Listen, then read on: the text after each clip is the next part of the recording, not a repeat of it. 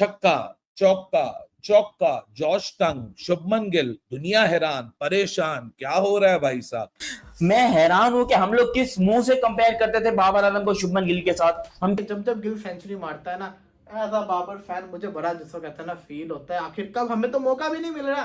Players इस time पे ले रहे हैं और फाड़ फाड़ के ले रहे हैं, मतलब किस मुंह से कंपेयर करते थे बाबर आजम को इंडिया के किसी भी प्लेयर के साथ, क्योंकि अकेले ही इस मैच में 430 रन कर गए, जो एक 100, बल्कि मैं बोलूंगा कि भाई शुभमन गिल ने तोड़ के रख दिया इंग्लैंड के बॉलर्स को। आते भाई 100 मार रहे हैं, पछाड़ के रख दिया अपनी। शुभमन गिल ने जनाब 269 और उसके बाद अभी 100 पे नहीं बनता कंपैरिजन। आज जो इंडियन प्लेयर्स ने धुलाई चालू की हुई है, खैर ये सर्फ एक्सेल से धो रहे हैं, टाइड से धो रहे हैं या फिर बोनस से धो रहे हैं, पता नहीं कौन से सर्फ से धो रहे हैं ये लोग। इस ग्राउंड के ऊपर जीतना इम्पॉसिबल था इंडिया का, इम्पॉसिबल था इस ग्राउंड के ऊपर जीतना, क्योंकि रिकॉर्ड सैकड़ा दूसरी इनिंग्स के अंदर ऑलमोस्ट लगभग 370 रन तो सिर्फ अकेले शुभमन गिल ने 2 इनिंग्स के अंदर बना दिए हैं।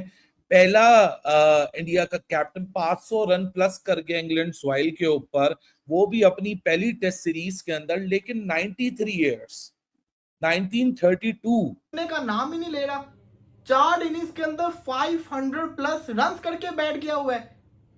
इंग्लैंड के अंदर ऐसे खेल रहे जैसे इंडिया जो है वो इंग्लैंड के अंदर नहीं, इंडिया अपने घर के अंदर खेल रहा हो। भाई माना कि सीधी विकेट्स हैं, सीधी विकेट्स के ऊपर हमने देखा है प्लेयर्स को, लेकिन इस तरीके से रन्स करना सीधी विकेट्स के ऊपर ये नहीं देखा था। ये बंदा तो रुक ही नहीं रहा। और आज जिस तरीके से इंडिया ने खेला है, इंग्लैंड जोड़ के रखा है इनिंग्स को, बाकी प्लेयर्स ने भी उनका साथ दिया, लेकिन वो कैप्टेंसी से पछाड़ के रख दिया इंग्लैंड के बॉलर्स को। कह रहा है कर लो पूरी टीम को आउट, लेकिन मुझे कौन आउट करेगा भाई, ये कहना है शुभमन गिल का। और 8वीं टेस्ट 100 है लास्ट 34 मैचेस लगाओ ना यार, क्या अरे भाई लगाएंगे ना, वो थोड़े बहुत चैनल ऊपर नीचे हो जाते हैं। चूंकि पहली बार ही कैप्टन बना है, तो इसी एक सेम मैच में शुभ नॉट आउट है and he is not done yet. अभी और भी आगे रन्स जाहिर है कि खेल रहा है, नॉट आउट है, टी के बाद दोबारा इंडिया बैटिंग करने के लिए आएगा, तो मजीद भी इंडिया टीम की इनिंग होती है ना, पूरी एक बड़ी इनिंग भी उसे कहा जा सकता है, वो अकेले नहीं खेल दी है। पहली बारी में 269 और दूसरी में 161, तो ये कुछ 430 रन तो वो अकेले ही कर गया है। और ये बाइंडिंग फैक्टर है पूरी इस बैटिंग लाइनअप का। जाहिर है आप इंग्लैंड जैसी जगह आते हैं और आप आते हैं विराट कोहली के Pakistan in 2007. Then it was Virender Sehwag versus South Africa in 2008 and runs were 319.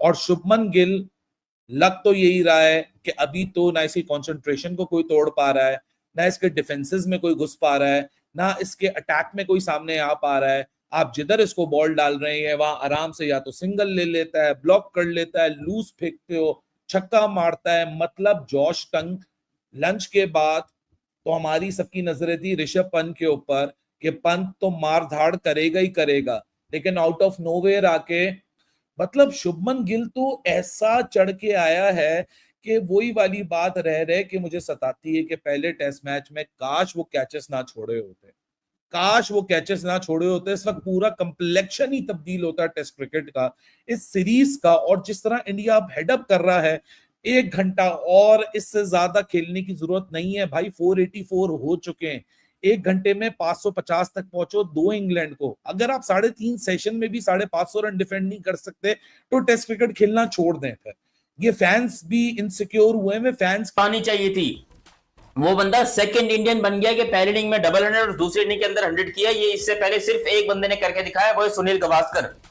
Sunil Gavaskar ने ये काम करके दिखाया, जो कि आज कई सालों के बाद शुभमन गिल ने उनका रिकॉर्ड तोड़ा था। आप खुद सोचो कि ये बंदा क्रिकेट इतिहास के अंदर क्या बनने जा रहा है। इसके अंदर सुनील गावस्कर वाली भी क्वालिटी है, इसके अंदर विराट कोहली वाली क्वालिटी है, इसके अंदर सचिन तेंदुलकर वाली क्वालिटी है, और छक्के मारने के लिहाज से देखा जाए तो इसके अंदर सहवाग वाली भी क्वालिटी है, यानी कि ठोकना भी अच्छे तरीके से जानता है। और यही चीज हमें चाहिए थी शुभमन गिल से, इंडिया के किसी भी प्लेयर से। हालांकि शुभमन गिल के नंबर के ऊपर बहुत ज्यादा क्वेश्चन मार्क हो, कोई कह रहा है इसको ओपनिंग कराओ, कोई कह रहा है 1 डाउन खिलाओ, लेकिन मुझे लगता है कि शुभमन गिल ने अपनी कप्तानी में कितना भी टारगेट सेट कर दे, हम रेडी हैं चेस करने के लिए, और ये पूरी दुनिया जानती है। बैक टू बैक 6 आ चुके हैं शुभमन गिल के बल्ले से। भाई ये क्या कर रहा है बंदा, ये क्या कर रहा है। इंग्लैंड को अपना घर समझ लिया इसने भाई, इंग्लैंड को इंडिया समझ के खेल रहा है। पहला छक्का इस तरफ गया, लो भाई, दूसरा हाफ छक्का सेंचुरी पे आ गए उस तरफ गया, यार तुम हाफ सेंचुरी की बातें कर रही हो, आपको यार, छक्के की पोजीशन बता रहा हूँ, तुम पोजीशन- बोल रही हो हाफ सेंचुरी। अबे भाई शुभमन गिल के लिए 200 हो गई है 100 जैसी, और 100 हो गई है 50 जैसी। इस तरह से बंदा इनिंग खेल रहा है, और अब जिस हिसाब से ये मतलब टैकल कर रहे हैं मामलात को, लग रहा है ऐसा कि डिक्लेयर होना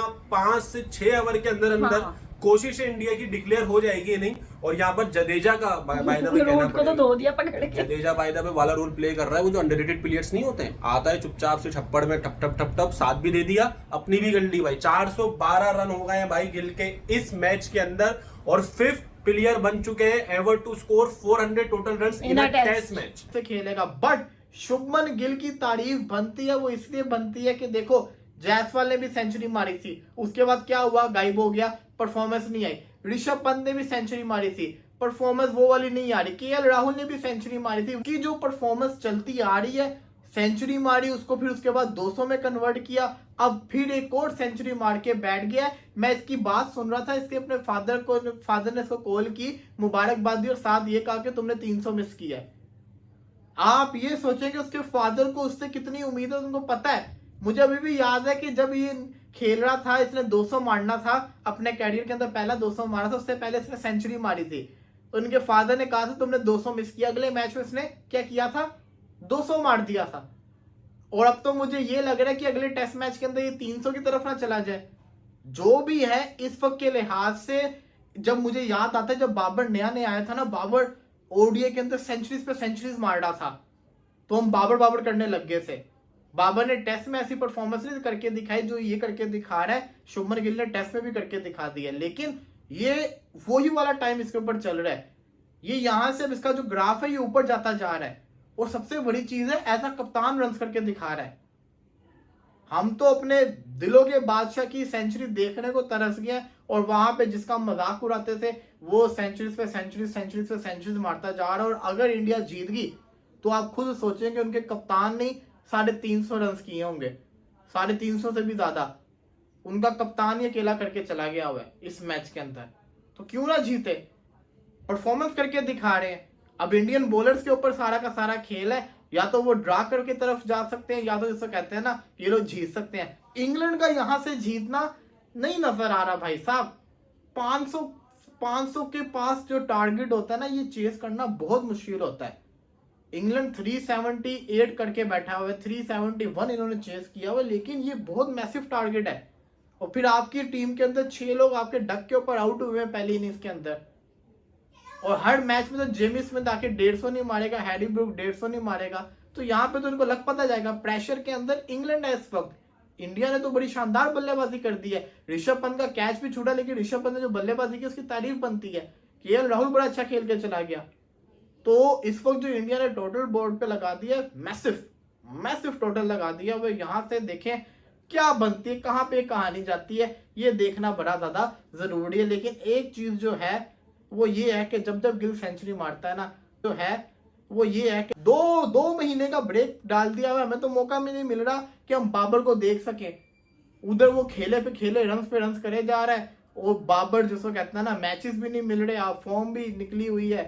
तो क्या ही बंदा कह सकता है। लेट्स सी टेस्ट मैच का क्या बनता है।